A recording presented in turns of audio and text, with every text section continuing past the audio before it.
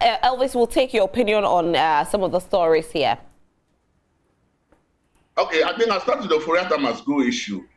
See, these numbers of MPs that I support keeps changing. And I'm wondering what is causing the change. Initially, we were told 80 MPs. Yeah. Then the majority leader came out to say all the NPP MPs in parliament. Yeah. Now, a report is saying that 98. It is 98. The question is, what is happening at the front of the majority? Is there any division among the MPs? Yeah. You can't be throwing out different figures when you are just one, you claim you are one group who are asking for something. It sends a signal that there might be some divisions at the front of the majority. And for me, I think that it's better they actually come out the list of MPs written on paper and signed against for us to know which MPs actually want Oforiatta to go. Because it appears the figures are just being thrown out. We don't even have a list to say NPA or NPB are those who are saying that the man must go. And if the figures keep changing from day to day, it always sends a signal of some of division at the front. People should be bold to say, put my name on paper, and I am against him, I want him to go. That for me, I think is important because it raises credibility issues with the numbers that they are putting out there. And the question, which of the numbers should we believe? Tomorrow, maybe somebody will also come and tell us that even 20 MPs are the only ones who wanted him to go. Because we are not seeing any names. We can't say that this is the list. So I think there can be a list. Yeah. Hello, Elvis. Okay, unfortunately, I hope Elvis will be able to join us again. But in a nutshell, it's all about the 98 NPP MPs joining the Oforiatta Must Go campaign. And with what Elvis is saying, the numbers have been varying. 80, everybody, now it's 98. Yeah. Who are they? I know that some time ago there was a list that came out. But for the 98, we need to know the list. Elvis, you're back. Yeah, so I think that is for me the worrying issue at the front of the majority.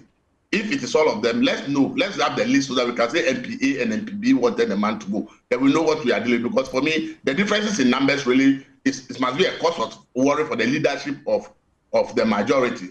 And this thing that is happening, I have said, and I will say it again and say, look, in politics, a lot of things happen. There may be various interests at play, but the NPP as a party must pay attention to this issue because the party has a hierarchy of leadership.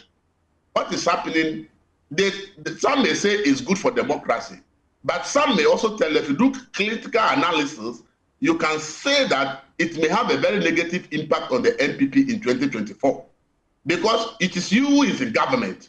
Now your party seems to be divided just over an individual.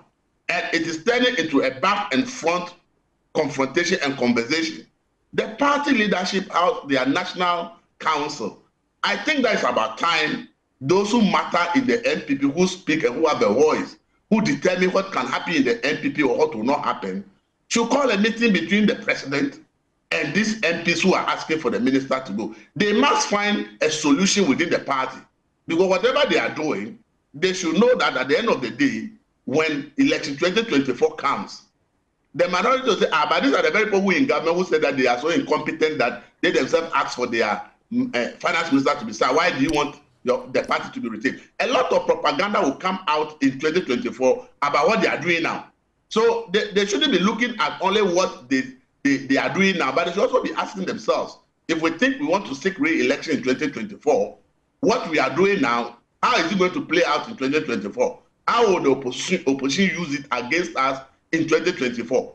And as I said, if the party has leaders, if you have national council of the party, they have a final decision-making body of the party, and this is happening, since it is not a parliamentary democracy where this number of MPs had called for the MP's head, the minister's head, immediately he would have gone because he would have lost the support of his own MPs. This is an executive presidency.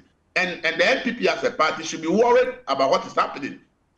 For today, somebody might think that, we are proving that, democracy means you can, within your own party. It's good, but there are several ways of doing it. So I think that the national leadership, the national council, the final decision-making body of the party should be able to call the leadership of the majority in parliament, call the president and his leaders, call the finance minister. They should sit at one table, let everybody speak why they think the woman must go. Let the man say why he thinks he has to go or he cannot go. Let the president tell you what he makes of what. At the end of the day, the party should come off the decision and say, okay, this is the decision of the. I think that it will save them a lot now when we are going to have the budget read, when we are dealing with the IMF, when we have an economic crisis that is biting people and they are all looking up the government to come up with a solution.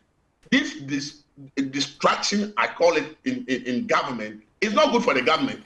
And therefore, it is important that the party that gave birth to the government will be able to sit up and call the president, the MPs, the minister to a meeting, discuss and come out and say, at the end of the day, an amicable solution has been found. Let's now focus on governance. Let's now work and let's now see whether our chances in 2024, we can do something about it. Because you can do anything today. But if you really have that ambition of saying we want to try and see whether we can win 2024, and whether you like it or not, you are going to start an election in 2024. So you should be asking yourself, what that you are doing today, what will be the impact? How will the minority play it out? How will it affect the party itself? By that time, the government will have finished serving its term, and you are seeking to win election and come back to government. But you are going to the people. These things that are happening, have they asked themselves how the public reaction is? So we should all be looking at this from a different point of view, not necessarily because of the democratic aspect of it is good, that MPs in their own party wanted a minister to be sacked. It's good to say people within the party say we do not want this to be done. But I think that the issue is dragging on. Right. And the more it drags on, it can come up with all kinds of potential problems for the NPP as a party when they seek the next election. So I think that they should really look at it. The national leadership of the party, the National Council, should call all the parties to a table. They should sit, they should resolve this thing amicably, and then come back and communicate to the people of Ghana that the issue has been resolved. This is the way forward. Now we want to focus on governance and we want to move forward in the right direction. Okay, Elvis, thank you so much for joining us this morning. We are very, very grateful. Thank you. Do have a good day.